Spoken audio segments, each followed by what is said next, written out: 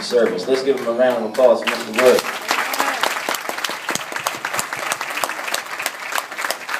And on behalf of myself and the rest of my colleagues on the City Council, I want to offer my sincerest condolences to you guys and let you know that you're in all of our thoughts and prayers. But I do have to ask, and I won't be long, that we truly honor this man, and especially those who are down in age like myself, and honor him by living our lives in the way that he lives his, by helping any and everybody that need help, lending a hand to anybody that asked or those who didn't ask, because Lord knows Baltimore City could use some more John Woods today, right? Amen.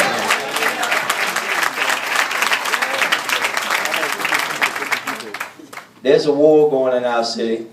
Evil is coming down and trying to destroy the future of our young people by destroying the most important thing to them, their family and their community. Amen? Amen. We have to reach out, help these folks, because these young people need it very badly.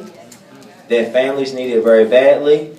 Mr. Wood, Mr. John knew that. That's why he always reached out a helping hand. We have to do that, because if not, the devil will claim all our young people. Amen? And I'm going to leave you guys with two things. One of my favorite verses, 1 Thessalonians 5:14. And we urge you, brothers, admonish the idle, encourage the faint-hearted, help the weak, be patient with them all. Because it will try you, it will test you.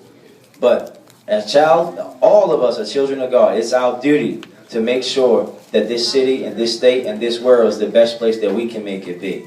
Amen? Amen. I'm going to move on to my official duties today. The City Council of Baltimore. I, Brandon M. Scott, Councilman of the 2nd Councilmanic District, extend my sincere sympathy to the family of Mr. John Wood on this April 11th, 2013. Amen. God bless you all.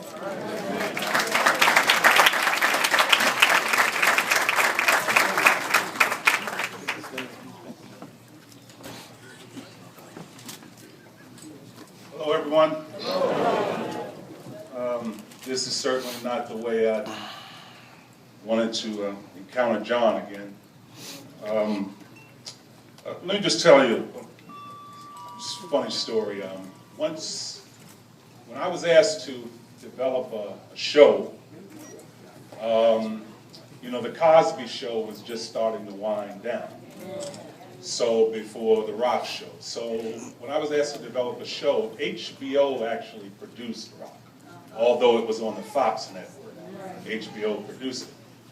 So I said, well, we can't do middle-class family, black middle-class family, because that's been done.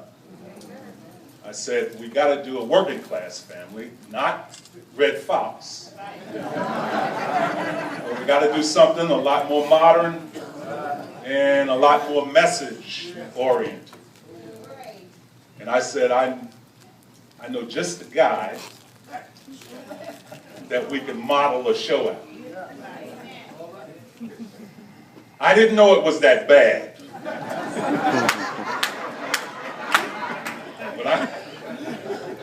When I met John and Hattie, I said, I heard you just had a couple of things. I didn't know you had this much. You know, after the show was on the air and it took a life of its own, John sent a message to me. I came to Baltimore and John sent a message to me by a mutual friend who said, John said to tell Charles Dutton, he ain't that cheap. You guys know how tight Rock was. So that was the only aspect that I added on. Because I thought it would give a little bit more comic credence to it, that, you know, you squeeze a dollar out of Rock took a lot of strength.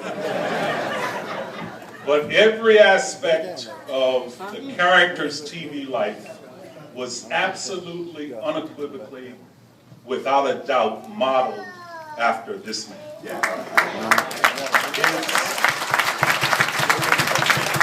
His values, his sense of culture in his community, his sense of purpose, his sense of an honest day's work, his sense of caring, his sense of giving. All that was modeled. It became an easy show to do because I just had to think about John. Whenever we ran into a problem with the script, I said, you know what? John wouldn't have done it like that. He would have simply, well, he wouldn't give Joey the money, but he would have found another way to do it. So if I could just tell one quick couple of minute story that I know John would laugh at. I know he would enjoy this. It's the late, great playwright August Wilson. My first play that I ever did on Broadway and launched my career. There's a passage in it about these two guys, and there was these two fellas, see, so the one of them went up to the church and commenced to take up the church learning. The other fella see him out on the road and say, hey, I hear you taking up the church learning. Is you learning anything up there? So the other fella say, yeah, I'm taking up the church learning. I'm learning all kinds of things about the Bible and what it's saying all. Why you be asking? So the other fella say, well, do you know the Lord's Prayer? He said, well, sure I know the Lord's Prayer. I'm taking up learning at the church, ain't I? I know the Lord's Prayer backwards and forwards. So the other fella said, well, I'm going to bet you $5 that you don't know the Lord's Prayer because I don't think you know it. I think you be going up to that church because the widow Jenkins be going up there. And you just want to be sitting in the same room with her. So the other fella say, well, I'm going to prove you wrong and bet you that $5. So the other fella said, well, go on and say it then. So he commenced to saying the Lord's Prayer. He say, now I lay me down to sleep. I pray the Lord my soul to keep. The other fellow say, well, here's your $5.